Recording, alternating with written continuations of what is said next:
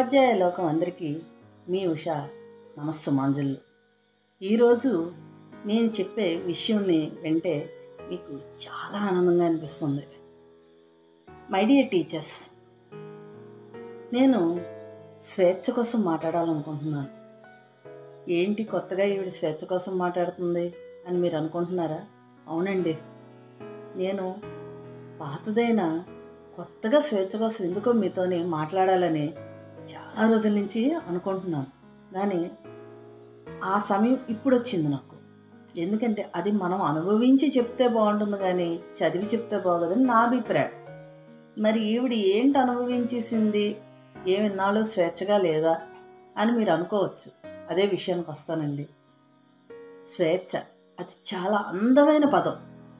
అవును, స్వేచ్ఛ ఏకాగ్రతను పెంచుతుంది. స్వేచ్ఛ మన అవసరాలను గుర్తిస్తుంది. స్వేచ్ఛ మన అవసరం ఎంతవరకో ఆ బౌండరీస్ని కూడా మనకి మనంగా కనుక్కునే విధంగా ఆ సిచ్యువేషన్స్ని క్రియేట్ చేస్తుంది. అవునండి, స్వేచ్ఛే, దాని పేరు స్వేచ్ఛే. స్వేచ్ఛ మనల్ని పనిష్ చేస్తుంది కూడా. ఇదేంటి కొత్తగా స్వేచ్ఛ పనిష్ చేయడం ఏంటి అని మీరు అనుకుంటున్నారా? అవునండి, నిజమే. ఇప్పుడు అసలు కాన్సెప్ట్కి వస్తాను. మన పిల్లలకి మనం బౌండరీస్ నిర్ణయిస్తాం. ఇలా ఉండాలి, అలా ఉండాలి, అలా చెయ్యాలి, ఇలా చెయ్యాలి అని. కానీ స్వేచ్ఛనైతే ఇవ్వం. నేను అనేది అదే. మన స్వేచ్ఛ అనేది ఇవ్వాలి పిల్లలకి. వాడు భవిష్యత్తులో ఏం అవ్వాలో నిర్ణయం తీసుకునే స్వేచ్ఛను వాడికి ఇవ్వాలి. మనం ఇవ్వం. నువ్వు అదైతే బాగుంటుంది, ఇదైతే బాగుంటుంది, ఎలాగైతే ఎలా ఉంటుందని మనం చెప్తున్నాం. వాడు ఆలోచనల మీద మన పెత్తనం ఏంటండి? నువ్వు ఉపాధ్యాయుడు, నువ్వు పేరెంట్వి, నువ్వు ఒక వెల్ విషర్వి. నువ్వు చెప్పేవరకే కానీ రుద్దడం అనేది కరెక్ట్ కాదు. ఆ విధంగా పిల్లవాడి స్వేచ్ఛని మనం హరించుతున్నాం.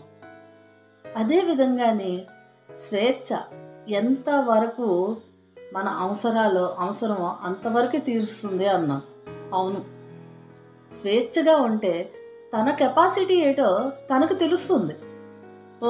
నేను ఇంతవరకు, ఇది నా యొక్క అంతర్గత శక్తి ఇంతవరకు ఉంది, సో నేను ఇంతవరకు రీచ్ అవ్వగలను అని పిల్లవాడు తనలో తన ఏటో తను తెలుసుకునే అవకాశం ఉంటుంది. కానీ వాడు తన ఏటో తను తెలుసుకునే అవకాశం ఇవ్వకుండా మనం టార్గెట్స్ నిర్ణయించేస్తున్నాం. సో అక్కడ స్వేచ్ఛను మనం హరింపజేస్తున్నాం.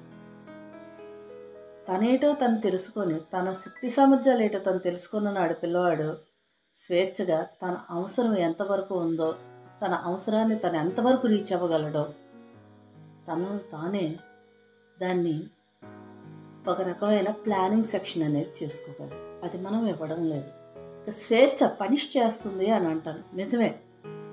నువ్వు కర్రతో కొట్టినా, లేకపోతే ఒక 4 మాటలు ఆడినా అది పనిష్మెంట్ అనుకుంటాం. నువ్వు స్వేచ్ఛనిచ్చి చూడు, వాడు తప్పు చేయడానికి భయపడతాడు.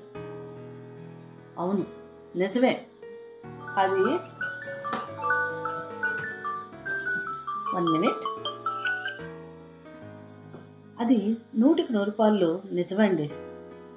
నిజమే. మీరు స్వేచ్ఛనిచ్చారనుకోండి, ఒక తప్పు చేశారనుకోండి, సపోజ్ మీరు స్వేచ్ఛనిచ్చారు, ఆడుకోమన్నారు, దుబ్బును పడ్డాడు. అదే మీరేంటంటారు? ఆడుకున్నప్పుడు రే ఆడకరా, పడిపోతారా అంటాం. కానీ అది చాదస్తు ఇలా ఉంటుంది అని అనుకుంటారు.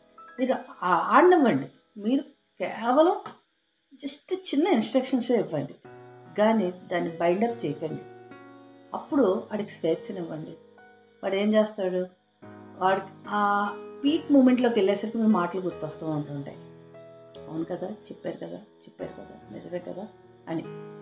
ఒక్కసారి మీరు చెప్పిన మాట వాడు నెమరు వేసుకున్నాడో, ఆ పీక్ మూమెంట్లో మీరు గుర్తొచ్చారు అంటే వాడు పని చేసుకున్నట్టే. ఇంకొకసారి మన మాటను జవదాటడం. అవును, స్వేచ్ఛ ఇండైరెక్ట్గా మనల్ని మనం కంట్రోల్ చేసేటట్టు చేస్తుంది. నువ్వు వద్దు అంటే మనసు పరుగు తీయాలి అంటుంది కోతి కదలని. అదే నువ్వు వదిలేసావు అనుకో, దాని మీద మనసే వెళ్ళదు. కాబట్టి పిల్లవాడికి స్వేచ్ఛ చాలా అవసరం. ఆ స్వేచ్ఛ అందరికీ ఇచ్చేస్తే ఎలాగా అని అంటారా? స్థాయిని బట్టి మనం ఇచ్చే స్వేచ్ఛ యొక్క రూపురేఖలు మారాలి. చిన్నపిల్లలకు ఒక రకంగా ఇవ్వాలి, అది హై స్కూల్ స్టేజ్లో ఒక రకంగా ఇవ్వాలి, పెద్దవాళ్ళకి ఒక రకంగా ఇవ్వాలి.